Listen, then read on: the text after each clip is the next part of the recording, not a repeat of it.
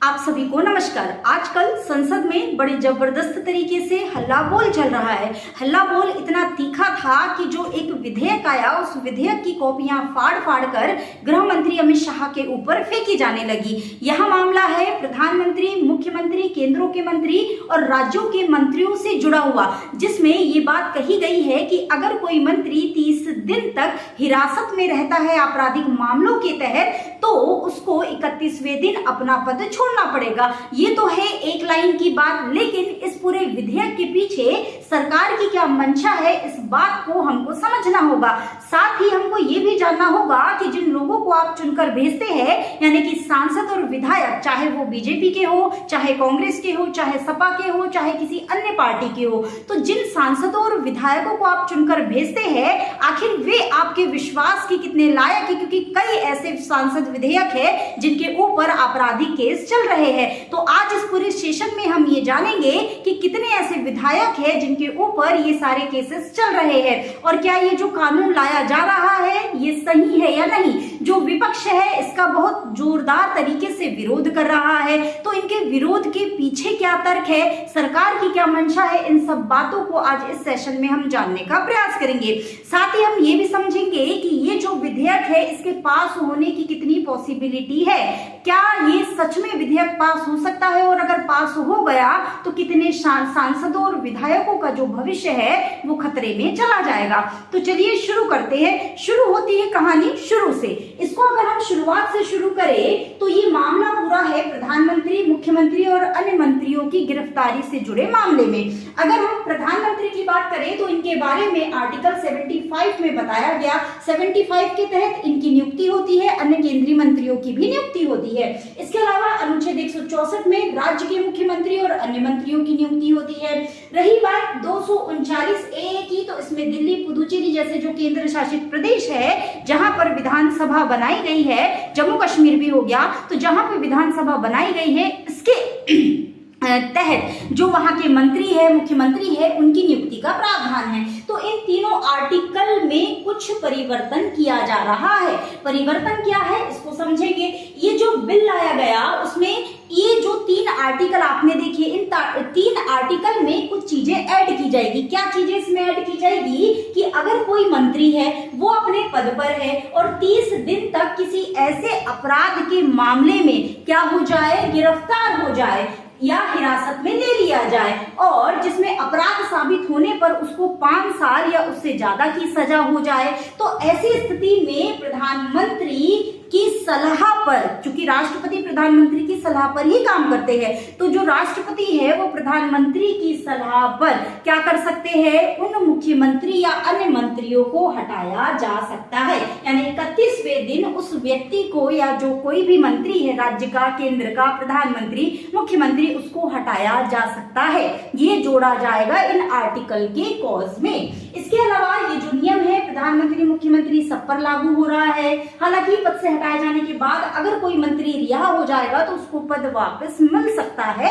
ऐसा भी प्रावधान है। अभी तक आरोप के आधार पर मंत्री, मुख्यमंत्री, प्रधानमंत्री को पद से हटाए जाने का कोई प्रावधान नहीं था। अगर कोई मंत्री है, प्रधानमंत्री, मुख्यमंत्री, उन पर सिर्फ आरोप लग गया तो उनको पद से हटाने का कोई प्रावधान नहीं था, लेकिन अब यहाँ पर आरोप लगने के आधार पर ही ये प्रावधान लाया जा रहा है। 2 साल से ज्यादा के लिए अगर कोई मंत्री, मुख्यमंत्री पहले दोषी ठहराया जाता था तब उसकी सांसदी या विधायी की जाती थी। जैसे राहुल गांधी के मामले में बीच में अभी हल्ला होने लगा था मानहानि के केस में, तो वहां पर आप देखते हैं कि 2 साल की अगर सजा हो रही है तो उसको हटा, उसकी सांसद या विधायी की जाएगी। तो इस तरीके की बात थी पहले, लेकिन अब क्या हो जाएगा कि अगर कोई हिरासत में ले लिया है और 30 दिन तक हिरासत में है, उसके बाद उसकी विधायकी या सांसदी जा सकती है या उसका पद जा सकता है। इसके बाद ये जो कानून है इसको लाने की जरूरत क्यों पड़ी, तो इसके 2 बड़े केस है, एक केजरीवाल का और एक दूसरा ये है आपके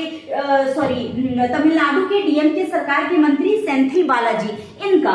तो केजरीवाल के मामले में, शराब घोटाले के मामले में इनको जेल में हिरासत में लिया गया था और जेल से रहते हुए ही ये अपना मुख्यमंत्री का काम कर रहे थे, इन्होंने इस्तीफा नहीं दिया था। जब ये जेल से आए तो स्वयं इन्होंने अपनी स्वेच्छा से 6 महीने बाद इस्तीफा दे दिया। तो इस तरीके का मामला अगर उत्पन्न होता है, कोई बड़े पद पर है और वो जेल में बैठा है, तो उसका पद अब जा सकता है, ये एक बड़ा कारण है। दूसरा, इनकी बात करें तो सेंथिल बालाजी के मामले में नौकरी के बदले पैसे लेने का आरोप था। इनको भी जेल हुई थी, हिरासत में लिया गया था, कुछ समय बाद हिरासत में रहे। हालांकि इन्होंने कुछ समय बाद वहां से अपना इस्तीफा दे दिया था, लेकिन जैसे हिरासत से ये छूट कर आते हैं उसके बाद इनको इनका मंत्री पद वापस मिल जाता है। फिर कोर्ट में केस जाता है और जमानत पर आते हैं। फिर कोर्ट में केस जाता है, कोर्ट कहता है या तो जमानत चुनो या तो अपना पद चुनो। तो फिर ये अपनी जमानत चुनते हैं और मंत्री पद से हट जाते हैं। तो इस तरीके के मामले कई है। तो ये 2 बड़े मामले हैं जिनके कारण, या ऐसे ही कई मामले जिनकी वजह से ये जो डिसीजन है, ये जो बिल है, इसको लाया गया है। अमित शाह जी का क्या कहना है इस मामले में? तो उन्होंने कहा कि कोई भी व्यक्ति जेल से शासन नहीं चला सकता। संविधान निर्माताओं ने ऐसी कल्पना नहीं की थी कि गंभीर आपराधिक मामलों में गिरफ्तार होने के बाद भी जो नेता है वो अपने पद पर बने रहे। तो कहीं ना कहीं देखा जाए तो ये जो स्थिति है वो ठीक है, लेकिन इसके भी अपने दूसरे तर्क, दूसरे कारण हैं, उसको भी हमको समझना पड़ेगा। अब इस तरह के कानून की बात क्या पहले भी हुई है कि पहली बार ही नींद से जागे और ये कानून लाने की चेष्टा हो गई? नहीं, ऐसा नहीं है। इससे पहले भी कई मामलों में इस तरीके की बात उठी है कि इस तरीके का कानून लाना चाहिए। सबसे पहली बात हुई थी 1999 में। विधि आयोग ने ही ये प्रस्ताव दिया था कि अगर 5 साल की सजा वाला कोई व्यक्ति है, मंत्री है, उस पर कोर्ट ने आरोप तय कर दिया है तो उसको अयोग्य माना जाना चाहिए। दूसरा, 2014 में भी विधि आयोग ने यही प्रस्ताव रखा। 2018 में सुप्रीम कोर्ट की जो बेंच थी 5 जजों की, उसने कहा कि विधि आयोग की सिफारिश पर चर्चा की और कहा कि अयोग्यता को लेकर कोई कानून बनाने का अधिकार संसद को है, कोर्ट कानून नहीं बना सकता। तो कहीं ना कहीं कोर्ट ने संसद को कानून बनाने का अधिकार दिया, लेकिन कोर्ट ने यह भी कहा कि संसद को जो है वो अयोग्यता का आधार तय करना चाहिए, उसके अलावा कोई नया कानून नहीं बना सकती संसद, ना ही अयोग्यता का कोई नया आधार तय कर सकती है। कोर्ट ने यह भी कहा कि संसद को एक सख्त कानून बनाना चाहिए ताकि जो पार्टियां हैं उन लोगों की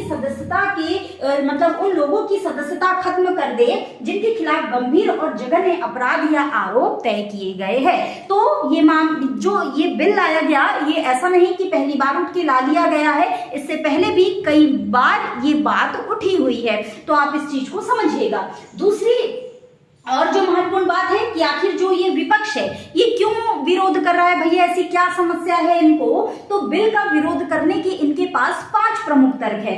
पहला तर्क कहता है कि खुद को सिर्फ 30 दिन में निर्दोष साबित करना मुश्किल है। ये बात सही है कि खुद को 30 दिन में निर्दोष साबित नहीं किया जा सकता, क्योंकि पुलिस हिरासत में लेती है, चार्जशीट दाखिल करने में ही 90 दिन का समय चला जाता है। ठीक है, तो ये बात तो कहीं भी नहीं तय होती कि 30 दिन में कोई हिरासत में ले लिया गया है, 30 दिन गिरफ्तारी है और उसको जमानत मिल जाए, तो ऐसी स्थितियां नहीं बन पाती है। इसकी वजह से 30 दिन का जो समय है काफी कम है, ऐसा तर्क विपक्ष का है। दूसरा इनका कहना है कि दोष साबित न होने तक निर्दोष होने के नियम के खिलाफ है।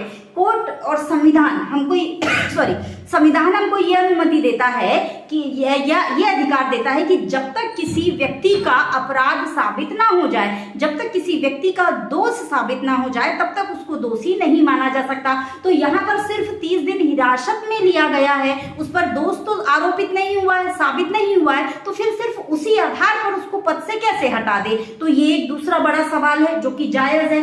तीसरा सवाल है कि राज्य और केंद्र में ताकत के बंटवारे के नियम के खिलाफ है। कहने का मतलब कहीं ना कहीं संघवाद के खिलाफ इसको माना जा रहा है। ऐसा इसलिए भी क्योंकि ये केंद्र का कानून है और केंद्र के कानून के तहत राज्यों के जो मुख्यमंत्री है, मंत्री है, उन पर नकेल कसी जा सकती है। यानी कि हो सकता है कई फर्जी मामले लगा दिए जाए, क्योंकि ऐसा होता आया है। ये जरूरी नहीं है कि सारे मामले रियल है, कई मामले फर्जी भी होते हैं और लगाए भी जाते हैं, कई बार बाद में चीजें आती है। तो अगर मान लो कोई फर्जी मामला लगा भी दिया और सामने वाले व्यक्ति को 30 दिन के लिए जेल में रख दिया, तो उसका तो पद चला गया ना, तो वो स्थिति यहाँ पर उत्पन्न हो रही है। तो कहीं ना कहीं इसको संघवाद के खिलाफ माना जा रहा है, सहकारिता के खिलाफ माना जा रहा है, केंद्र राज्य पर हावी होता दिखाई दे रहा है। तो ये एक बड़ा कारण है विपक्ष के द्वारा विरोध करने का। चौथा जो बड़ा कारण है वो है जांच एजेंसियां जज का काम करने लगेगी। जैसे कि हमने देखा ईडी है, इसके अलावा एक और जांच एजेंसी है, इनके ये सब एकदम हावी हो जाती है। कई बार चुनाव के पास हम देखते हैं कई मामले ऐसे आते हैं जिनमें से कई फर्जी भी होते हैं। आप भी जानते हो, मैं भी जानती हूँ और हमारे देश की जनता भी जानती है। ठीक है, तो कई जांच एजेंसियां हैं जो जज का काम करने लगेगी, खुद डिसीजन लेने लगेगी, किसी के भी यहाँ छापा हो जाएगा, तो ये सारी चीजें होती है। विपक्षी नेताओं पर फर्जी मामले दर्ज किए जा सकते हैं, ये उनका सबसे बड़ा उनका अपना एक तर्क है। बीच का कोई रास्ता निकालना चाहिए। नियम बुरा नहीं है, लेकिन नियमों में कुछ संशोधन होने चाहिए, कुछ बदलाव होने चाहिए। आप क्या सोचते हैं इस बारे में? कमेंट बॉक्स में अपनी राय जरूर रखिएगा। अब आगे बढ़ते हैं। अब यहाँ पर ये जो आरोप लगाए जा रहे हैं विपक्ष के द्वारा, अब आरोपों की तह में तो जाना चाहिए क्यों और किस आधार पर वे ये आरोप लगा रहे हैं। क्यों कह रहे हैं कि ईडी फर्जी मामले दर्ज करती है? क्यों ये कह रहे हैं कि सांसदों विधायकों पर फर्जी मामले दर्ज किए जा सकते हैं? क्यों ये कहा जा रहा है कि केंद्र राज्य पर हावी हो सकता है? तो यहाँ पर इस बात के पीछे की विपक्ष ने जो फर्जी मामले दर्ज करने की आशंका जताई है, इस आरोप में कितना दम है, इसका डाटा भी अपने पास है। अगर आप देखोगे 2022 में इंडियन एक्सप्रेस ने अपनी एक रिपोर्ट में बताया था कि जो ईडी है इसने पिछले 18 साल में 147 नेताओं पर अलग अलग मामलों के तहत जांच की थी। ठीक है, अब यहाँ पे जांच हुई, इनमें से 85% विपक्ष के नेता थे जिन पर ईडी ने जांच करी। इसके बाद 2014 के बाद एनडीए का शासन आता है। 8 सालों में नेताओं के खिलाफ ईडी के इस्तेमाल में 4 गुना बढ़ोतरी हो गई। इस दौरान 121 नेता जांच के दायरे में आ गए, जिनमें से 115 विपक्ष के नेता, यानी कि इस दौरान 95% विपक्षी नेताओं पर कार्रवाई हुई। 2022 में कितने? 85% विपक्षी नेताओं पर कार्रवाई हुई थी और 2014 के बाद यानी कि अब तक कुल टोटल देखा जाए तो 95% विपक्षी नेताओं पर क्या हुई? कार्रवाई हुई। कांग्रेस की जब सरकार थी तब 2004 से 2014 के बीच ईडी ने सिर्फ 26 राजनेताओं की जांच की थी। इनमें से विपक्ष के 14 यानी करीब 54% नेता थे।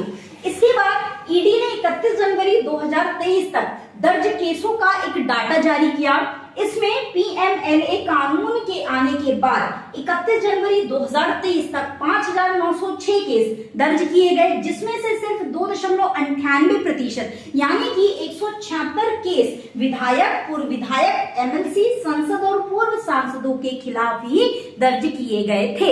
इसके अलावा और देखते हैं, एक जांच एजेंसी है, 2 जांच एजेंसी है, एक है एडीआर और एक है एनईडब्ल्यू। ADR association for democratic reform और एक है एनईडब्ल्यू नेशनल इलेक्शन वॉच।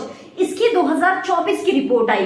इस रिपोर्ट के अनुसार, इन दोनों की रिपोर्ट के अनुसार 2024 में सांसद बने 543 नेताओं में से 251 यानी कि 46% ने चुनावी हलफनामे में अपने खिलाफ आपराधिक मामले दर्ज किए यानी बताए हैं। इनमें से 170 यानी 31% मामले हत्या के प्रयास के, अपहरण और महिलाओं के खिलाफ गंभीर अपराध के हैं। तो आप खुद सोचिए, आप देश के, आप पूरे विश्व के सबसे बड़े लोकतंत्र के सहभागी है, आप इस देश की सबसे बड़े लोकतंत्र वाले देश की जनता है और आप ये समझिए कि आप किन लोगों को अपना प्रतिनिधि चुनकर भेज रहे हैं जिन पर इतने गंभीर अपराध दर्ज है। तो यहाँ पर सोचना आपको है, देश की जनता को है। अब आगे बढ़ेंगे। अब यहाँ पर बीजेपी के आप देखेंगे 39% और कांग्रेस के 49% सांसदों पर क्रिमिनल केस है।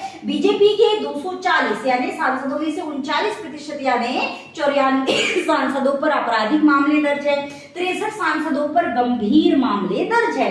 कांग्रेस के 99 सांसदों में से 49% यानी 49 सांसदों पर आपराधिक मामले है और 32 सांसदों पर गंभीर मामले दर्ज है। तो ये किसी भी लोकतंत्र, स्वस्थ लोकतंत्र के लिए अच्छा तो बिल्कुल भी नहीं है। समाजवादी पार्टी के आप देखोगे तो 37 सांसद है, इनमें से 45% यानी 21 सांसदों पर आपराधिक मामले हैं, 17 सांसदों पर गंभीर मामले हैं। 22 द्रविड़ मुनेत्र कड़गम यानी डीएमके, इसके 22 सांसदों में से 59 पर यानी कि 13 सांसदों पर आपराधिक मामले हैं और 6 सांसदों पर गंभीर मामले हैं। तेलुगु देशम टीडीपी इसके 16 सांसद हैं, इनमें से 8 यानी 50 पर आपराधिक मामले हैं, 5 सांसदों पर गंभीर मामले हैं।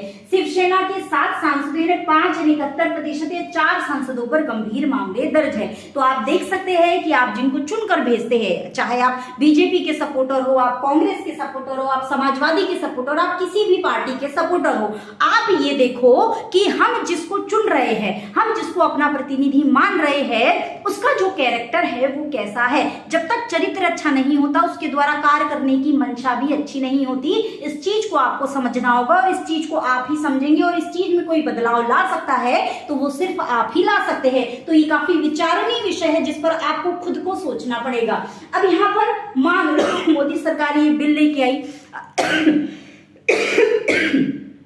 अगर ये बिल पास होके कानून बन जाएगा, मतलब क्या संभावना है इसकी, तो यहाँ पर देखिए संविधान संशोधन विधेयक अभी फिलहाल कहाँ चला गया है, 31 जो सदस्यों वाली संयुक्त संसदीय समिति है उसके पास चला गया है। क्या पास हो सकता है, इसी की पॉसिबिलिटी हम देख रहे हैं। तो कहां चला गया, 31 सदस्यों वाली संयुक्त समिति के पास ये बिल चला गया आपका, ठीक है।